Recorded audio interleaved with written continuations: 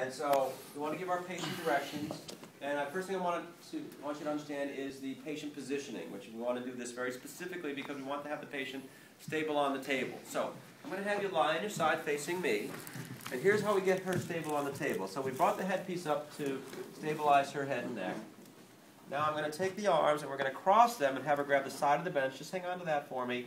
And just place that arm up on her shoulder. And then I'm going to make sure that the bottom, the downside hip, and knee are bent so that she will not roll easily. Because if they were straight, she would have a tendency to roll. I'm working on the upside hip.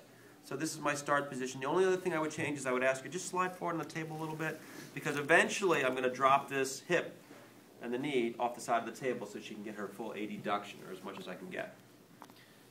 We said earlier that the active range of motion test, the provocation test that we do with passive range of motion, we will not do, we will not do that as part of our active range of motion. We're going to do it now. So I'm going to do POMP, and then I'm going to add passive range of motion provocation testing. I've got it up on the board there. Okay, so this is unique to this hip region. So here we go. Here are my hand contacts. I've got to find her greater trochanter. There it is. I'm just going to lay my hand softly over the top of it, fingertips right along the joint line there. This arm is going to raise her knee. I'm going to come in. I'm going to hold her at just above the knee. There's my hand contact. How many directions? Based on our range of motion? 6. So, passively in deflection, tell me if you have any pain or discomfort. There. And I'm going to take it a little bit farther. There's my passive provocation test. Let your right leg come back. I'm going to take her back into extension. Anything there?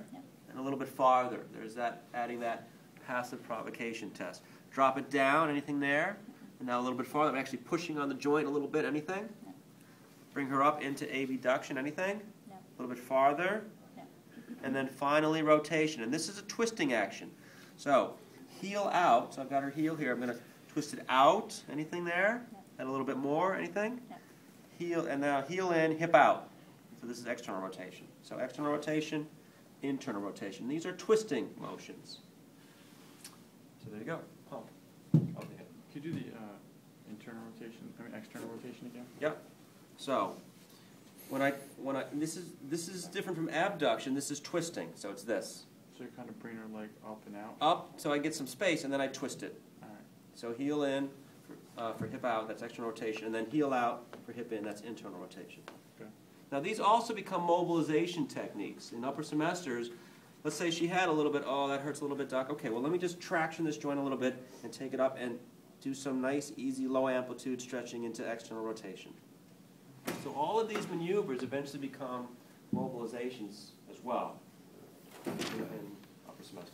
Okay?